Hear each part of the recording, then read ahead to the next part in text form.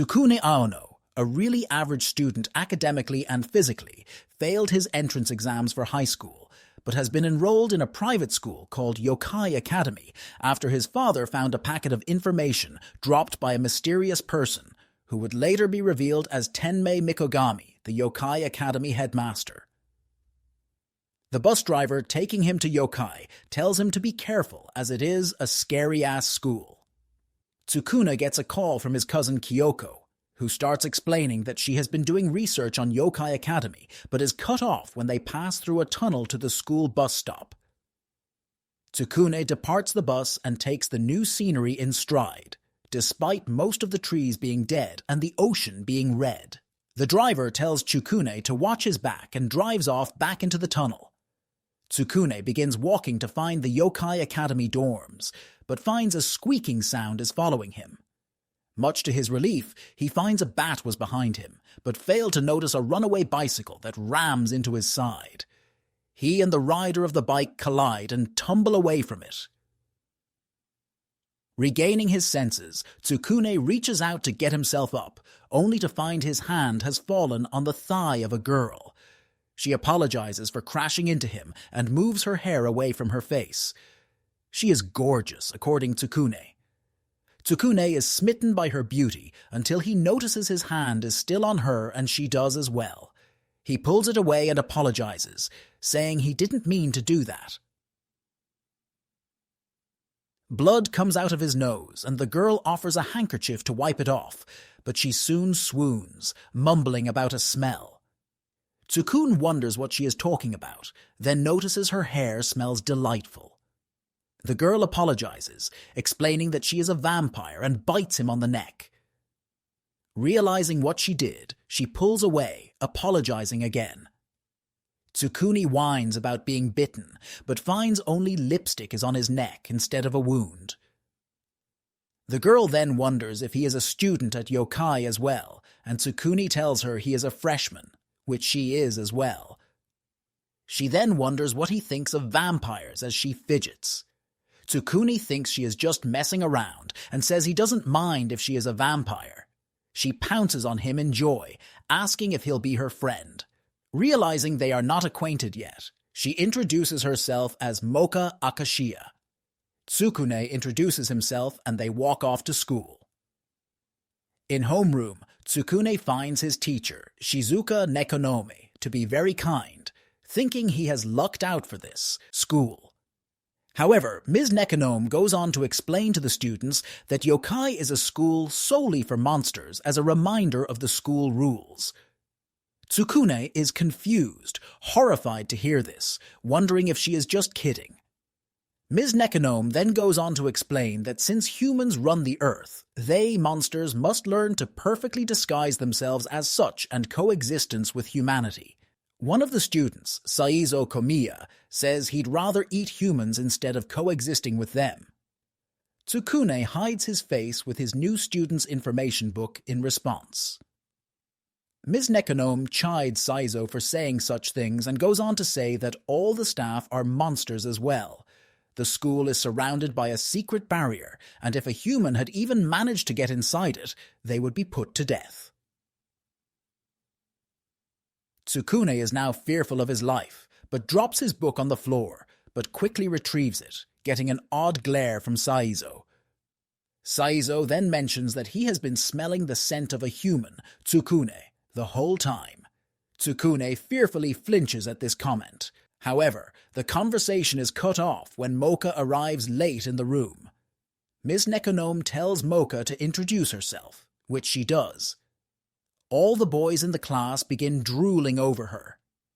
Moka then notices Tsukune in front of the empty desk in the back, which will be her desk, and happily hugs him, expressing joy at being in the same class as him.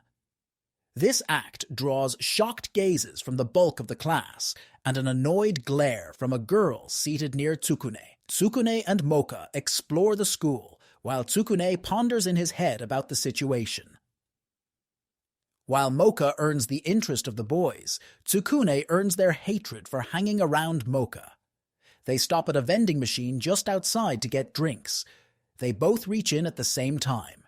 Tsukune apologizes in embarrassment for touching her hand and is accidentally pushed into a beam by Moka, who finds his behavior silly.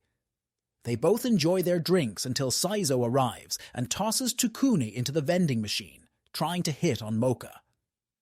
Moka rejects him and helps Tsukune up. Saizo picks up a can that fell out of the machine with his tongue and crushes it. On the rooftop, Moka asks Tsukune if he's okay. She thinks it's odd. Tsukune has acted like he has never seen a monster before. Moka asks Tsukune what kind of monster he is until remembering the school rules. Tsukune points out that Moka already told him what she is and wonders if she really is a vampire. Moka points to a rosario she is wearing and explains that if it comes off, she'll turn into a powerful and scary vampire. Tsukune tells her that even if she gets scary, he's sure she's the same person. Moka hugs him happily, explaining that he is her first friend and the first person she actually sucked blood from, as she had only had transfusion bags of blood prior, going on about how delicious she found it, as it seems she's about to suck his blood again. Tsukune suddenly gets a chill from Moka and says he forgot to do something, running off. Seeing that he cannot stay at Yokai Academy, Tsukune gathers his things and prepares to leave. However, Moka catches him and attempts to convince him to stay, mentioning how she hated humans due to spending her childhood in the human world. Monsters don't exist to humans, so she felt lonely out of not feeling like she belonged. Tsukune tells her of his true nature, getting mixed reactions from Moka. As Moka is shocked, she asks Tsukune if it's true, to which he shouts for her to stay away from him. Reminding her of her hatred of humans, he retaliates with saying he doesn't need monsters for friends. This angry remark earns a hurt look from Moka, which makes Tsukune express guilt before bolting. Tsukune begins looking fervently for the bus stop, with Moka in pursuit. Saizo has also followed and finds Moka, transforming into his true form, an orc, as he sees the rules only applying on campus. Tsukune hears her cry out and runs back to find Saizo trying to get Moka to transform for him. Tsukune tries getting Saizo to leave Moka alone, but is knocked away and down a hill to the bus stop. Saizo looks down at him from the cliff, laughing about how weak Tsukune is. Moka follows after Tsukune, annoying Saizo as they are not done yet. Moka reaches Tsukune and holds him in her arms, tearfully apologizing for his injuries while explaining that she always wanted a friend. It didn't matter if it was a human or a monster. However, as she sucks human blood, harming them in the process, she thinks a human will never want to be her friend. Tsukune picks himself up and explains that despite being a weakling, he still wants to be friends with her as he really likes her. Saizo comes after them and knocks Tsukune towards Moka, who runs over to him again. Tsukune then reaches up and touches Moka's shoulder, telling her that he still likes her, regardless of the fact she's a vampire, as she cries and is amazed that Tsukune likes her. As his hand falls off her shoulder, he snags her rosario with one finger and pulls it off. Before she transforms, Moka expresses surprise that the rosary came off. Moka then transforms into her true form, an S-class vampire with silver hair and red eyes. Her stare alone is enough to frighten Saizo. As Saizo struggles to compose himself, Moka stretches and makes a few minor jump steps. Saizo begins thinking about how he will be famous if he beat a vampire, but Moka simply yawns and tells him it's time for him to learn his place. With a simple kick, Moka knocks Saizo out. Tsukune sees Moka is different than before, wondering which version is the real her. Moka walks over to Tsukune as he collapses in her arms. Before blacking out, Tsukune notices that Moka's sweet scent is unchanged, which seems to calm him. Moka's own expression softens right before he passes out. Tsukune wakes up later on Moka's lap to see she is back to normal. Much to his horror, Tsukune sees that the bus will only come once a month to Yokai.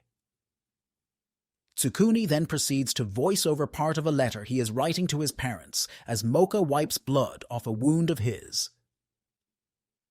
However, Moka catches the scent of his blood and bites him again.